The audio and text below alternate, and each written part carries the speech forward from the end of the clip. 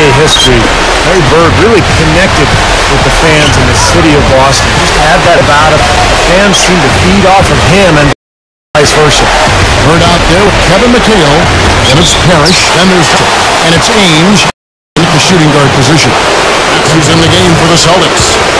Back to Larry Bird, Larry Legend. It wasn't really a surprise to see his number retired immediately upon his retirement. Well, I'll tell you what, guys, after the season he had in '86, I'm surprised they didn't hang that jersey up the next season. I mean, he was unbelievable in 1986. And that one goes in, 2 from the line that time. And you see Larry playing against the Hawks here. He had some of the best games of his career against Atlanta.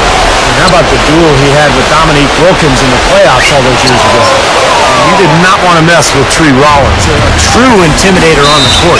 Danny Ainge still has the scar to prove it.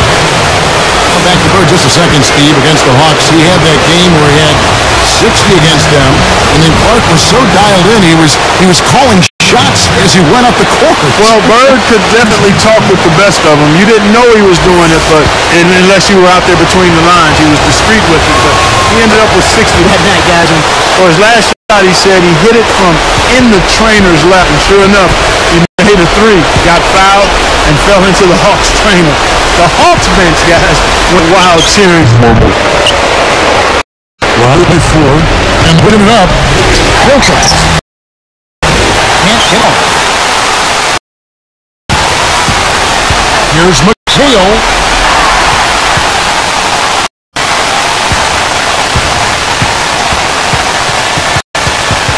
Kevin McHale, probably the most famous Golden Gopher as far as basketball. I mean, he had quite a special career on the college stage.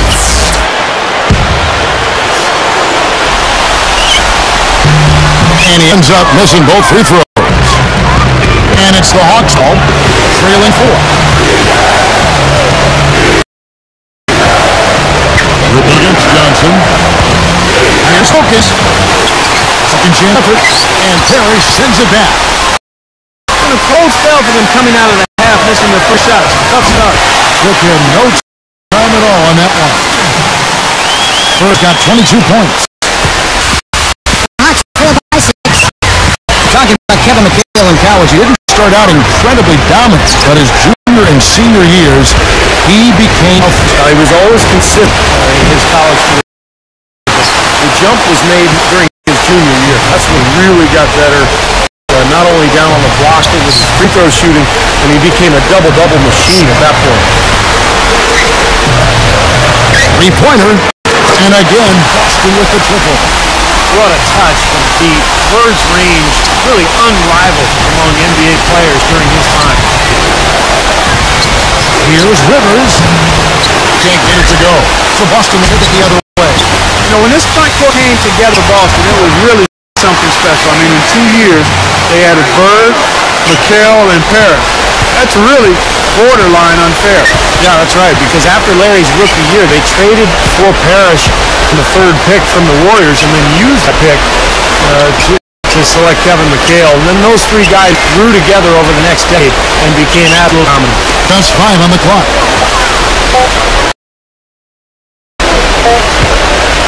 So all done, they get it again. Wilkins floats one, so the whistle blows on the shot and 2 free throws for the contact right there. You know, watching Dominique Wilkins out there, you really can't quite grasp just how strong he is. I mean, he was a brick wall coming at you with the ball and had unbelievable lift. Wilkins checked in for the Celtics. Edmond comes in for Danny Ainge. And then for Atlanta, Concat comes in for Rollins. And it's Webb in for Whitman. Back to Dominique Wilkins. That strength of his allowed him to finish so well through contact and then punctuate those dunks. Yeah, maybe the only guy who I think compares to Dominique in terms of his physical stature would be LeBron James. I mean, just so strong and explosive at the rim, and a guy you definitely didn't want to take a charge from, that's for sure. Here's Rivers. Time call here. The Hawks decide to talk it over. I think Coach saw a couple of things he wanted to correct. You got to make sure everyone's following the game plan. One of the interesting stories about Larry Bird, he was actually drafted by the Celtics after his junior season. There was a technicality in the rules that point that allowed Red Auerbach to draft him a year before he came out, turned into one of the best draft picks.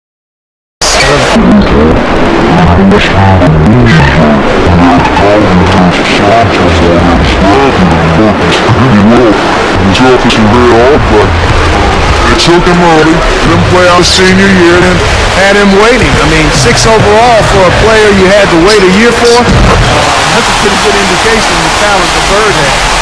He's in one of those zones. Larry Legend. He's guarded by Johnson. Willis against McKeel.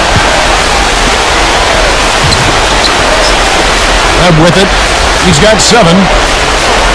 Shot clock at 6. A nice shot by Rivers. Rivers has got 6. Kevin, too easy. I mean, the defenders were sort of looking at each other like, whose man was he? And everybody thought somebody else was going to guard him, and nobody did. Now here's Bird, 29 points. This one for 3. And misses, would have kind of had it gone in. The points coming in bunches as we wrap up the third quarter. It's been a good one.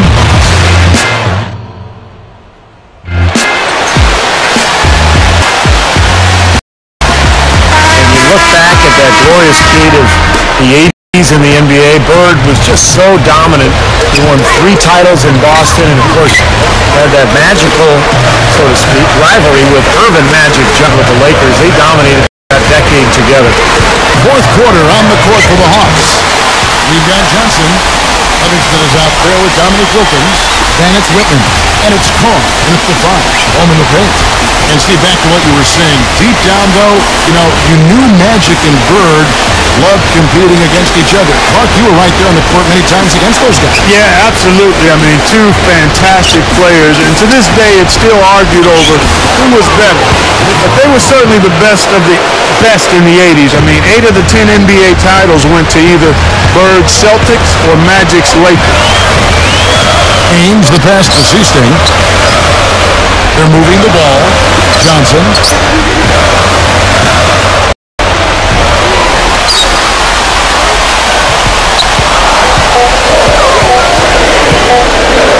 With 1 on the clock, and another basket for Boston. Well, they've done a lot of their damage from mid-range here, guys. I mean, knocking down those shots with regularity. Yeah, how about 8 of their last 10 points, guys, coming off that mid-range area jump shot. So, shows you don't have to be at the rim to score. Some changes for Boston. McHale comes in for Walton, and Larry Bird subbed for Dennis Johnson. Atlanta also making some changes. Contacts checked in for Carr.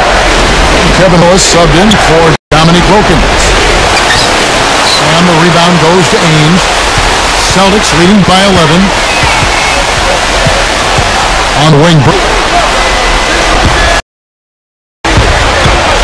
Shot is...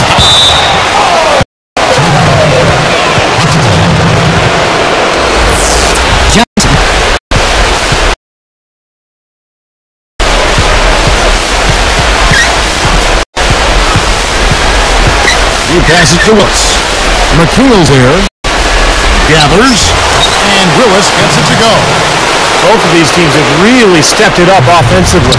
You know what, Steve? They haven't missed a chance, and I think both teams really know what's at stake on every possession here. Looked like he hit him on the release of that shot, so good call by the official. It's very easy when there. It's him to the line for a pair of free throws. And he makes the first. Both shots good from the strike. Here's Johnson. Stolen by Bird. And they're doing a better job now taking care of the basketball than they did earlier. How exactly what's happening. I like the way the game plan is working quite nicely right now. I mean, they're running right by him and racking up a fast break point. Been a complete game for him, hasn't it? Yep, I agree with you there. I mean, he's been in the middle.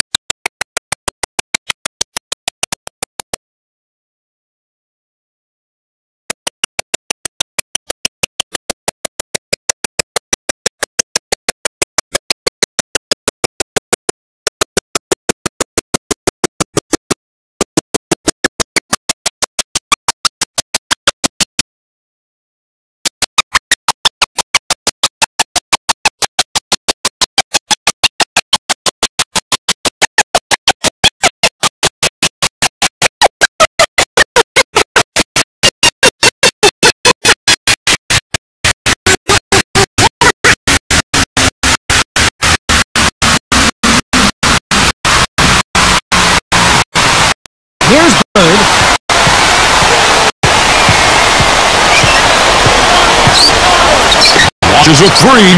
Bird, too much for Dominique right there. Larry Bird has just been too much, and he's outplayed his counterpart, Dominique Wilkins. Well, you knew coming into this one, Steve, it would be a battle between the two, but Larry just has found a way to get it done a little more. A shot by Wilkins, no good. Steve, back to McHale, what you were talking about. He had a pair of seasons where he shot over 60% on the floor. I mean, that's unheard of territory. And you consider the kind of shots that Kevin took. Now, he wasn't just shooting layups. It wasn't like he was taking only a few shots a game either. He was putting the ball up 15 times a game, and a lot of them were 12 feet and beyond. I mean, it wasn't all around the low post area, so that makes that 60% number even more impressive. The shot's good for Maine. Looks like it's over. Double-digit margin, clock running down. Just take care of them out. Yep, it's a simple equation. This one's over. Use the clock and take care of the arm. Johnson gets called for the reach. That's foul number 2 for him. And a whole new group out on the floor for the Celtics.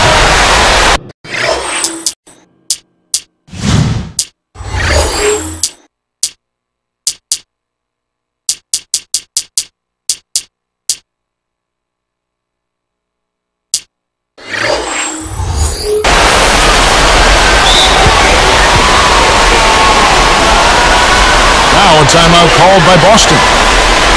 They're up by 16.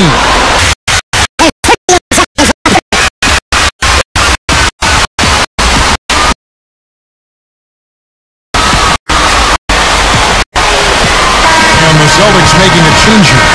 Bird's checked in.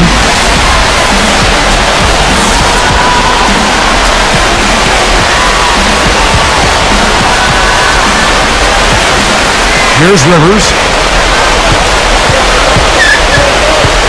Here's the feed to Wilkins. Straight up. And Jones pulls it down. And it's the Celtics with the ball. It's a 16-point game. Here's Bird. Blanketed by the D. He fights to the rim for the layup. Bird's got 38 points. And here's Rivers. From the top of the key, he buries it. 15 seconds left in the fourth quarter of this one.